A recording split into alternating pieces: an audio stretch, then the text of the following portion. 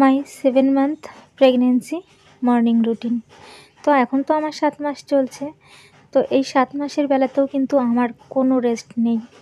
তো যাই হোক, কোনো রেস্ট নেই, একা সংসার হলে রেস্ট করব কী করে, তাই না? তো আমার নতুন একটি ব্লগে তোমাদের সবাইকে স্বাগত। বন্ধুরা, তোমরা সবাই কেমন আছো? আশা করছি যে যেখানে আছো খুব ভালো আছো, সুস্থ আছো। আর সবাইকে জানাচ্ছি শুভ সকাল। ঘড়িতে ওই 6:30 মতো বাজে, ঘুম ভেঙে গেছে, উঠে পড়েছি। এসেই এই যে ব্রাশ করে নিলাম। প্রথমেই ব্রাশ করলাম, এবার রান্নাঘরটা একটু পরিষ্কার করে গরম জল বসিয়ে দেব, কারণ কিছু কাঁচা ধোয়ার আছে। এক নাগাড়ে সমানে বৃষ্টি হচ্ছে কয়েকদিন থেকে, একদমই থামেনি, এখনও বৃষ্টি পড়ছে, তবে টিপটিপ।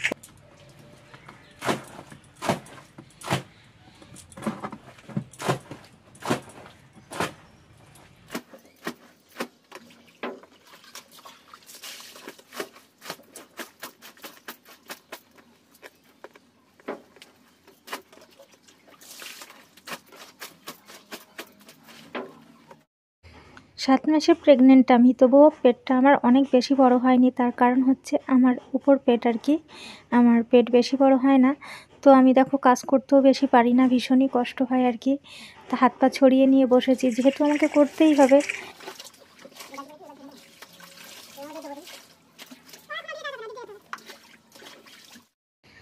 তো বৃষ্টি দেখলে আর হচ্ছিল না, ওই জন্য কিছু জামা কাপড় কেচে দিলাম। বেড কভারটা ছিল, আর এই বৃষ্টির মধ্যে না বেড কভার বিছানায় বেশিক্ষণ পেতে রাখা যায় না। কারণ বলো তো, আমাদের এই ঘরের মধ্যে বলতে বিছানায় আমাদের সব কিছু, এখানে বসতে হয়, শুতে হয়, মানে ছোটো ঘর হলে যা হয় আর কি, দেখলেই তো বুঝতে পারছো।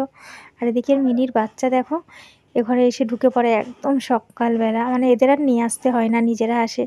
আর ওর কি ইচ্ছা বলো তো, এই কাঁথা কম্বলের মধ্যে ঘুমাবে বা শুয়ে বসে থাকবে। এই দেখো আমি যে সরিয়ে নিচ্ছি, কিন্তু তত বেশি আমার দিকে যাচ্ছে। তো যাই হোক, দাঁড়াতেও পারি না, একটা মায়ায় পড়ে গেছি, আর কি করা যাবে, তাই না? অত ছোট ছোট বাচ্চা দেখেও আর তাড়াতে পারছি না। তো আমি এখন বিছানাটা তুলে নেব, বিছানাটা একটু সুন্দর করে গুছিয়ে নেব। খিদে পেয়েছে, কিন্তু খেতে আর গেলাম না, ভাবলাম ঘরটাকে একটু পরিষ্কার করে নিই। কারণ হচ্ছে ছেলের স্কুল আছে। হ্যাঁ, গতকাল ছেলে স্কুলে যায়নি, খুব বৃষ্টি হয়েছে, তোমরা জানো আজও বৃষ্টি পড়ছে। তবে আজকে আর মানে ছুটি করাবো না ভাবছি। তো আবার আগামীকাল ছুটি আছে 10 তারিখ, তাই আজকে ভাবলাম বৃষ্টি হোক যাই হোক ওকে স্কুলে আমি দিয়ে আসবো আর কি।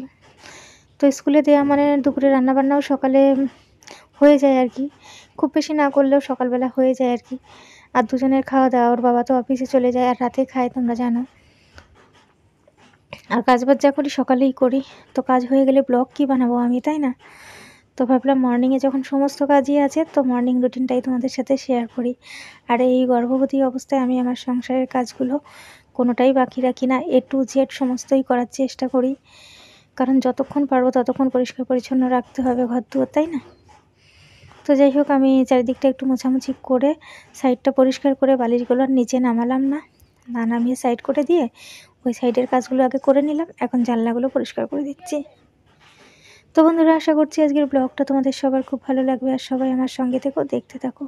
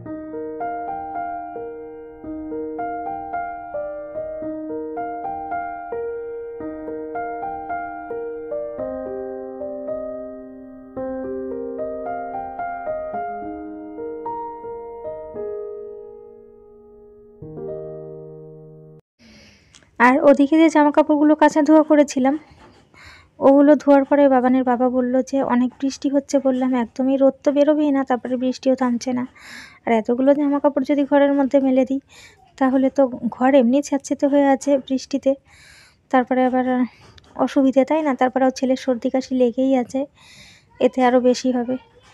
তো ওর বাবা বলল ঠিক আছে, আমাদের তো মেশিন আছে, তাহলে আমি ওয়াশিং মেশিনে শুকিয়ে দিচ্ছি।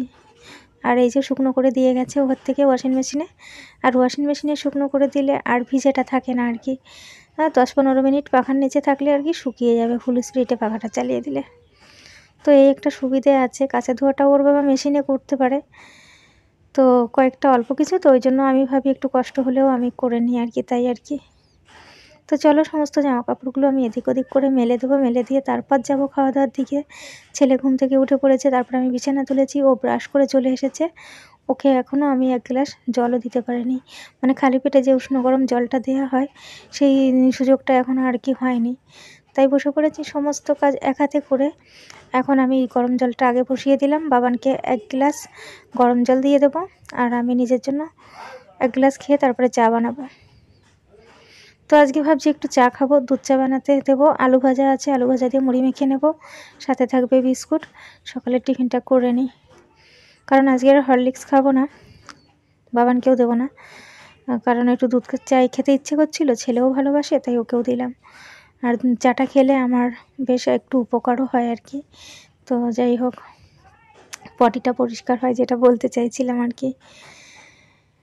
তো চা নিয়ে বসে পড়েছি, 2-3টে বিস্কুট নিয়েছি, বাবানকেও 6টা দিয়েছি, কারণ দুধ চায়ের সাথে বিস্কুট খেতে ভীষণই ভালোবাসে। খাওয়া দাওয়া সেরে আর দেরি করিনি, চলে এসেছি যে 9:30 মতো বাজে রান্নাঘরে।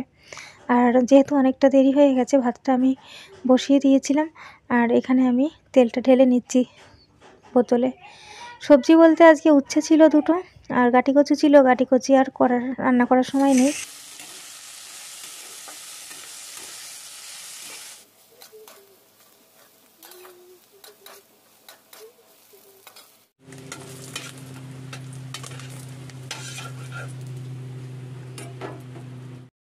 তাই শর্টকাটে রান্না হচ্ছে আজকে, উচ্ছে আলু ভাজা করলাম, 2টো উচ্ছে ছিল, 2টো আলু দিয়ে ভাজা করে নিয়েছি। আর এখানে দুজনের জন্য 2টো ডিমের অমলেট করে আর কি, একটু অল্প মশলা দিয়ে, মশলা বলতে ওই পেঁয়াজ দিয়ে, কাঁচা লঙ্কা জিরে দিয়ে, জিরে বাটা দিয়ে ডিমের একটু পাতলা করে ঝোল করব, যেটাতে আমি আলুও দেবো না।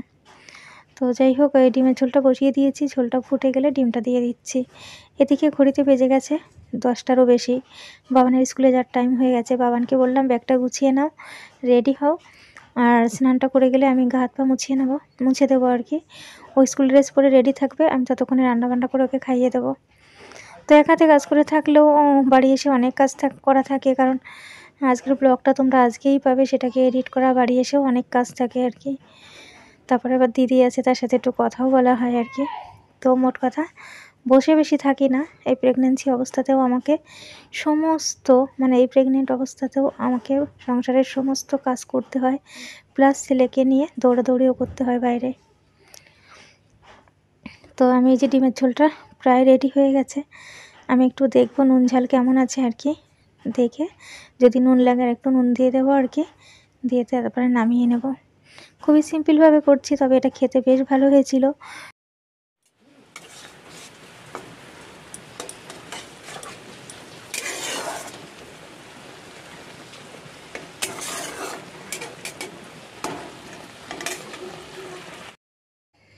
তো বন্ধুরা, ডিমের ঝোলটা রেডি হয়ে গেছে, এই যে গ্যাসটা বন্ধ করে দিলাম, সিলিন্ডার থেকেও অফ করেছি আর কি।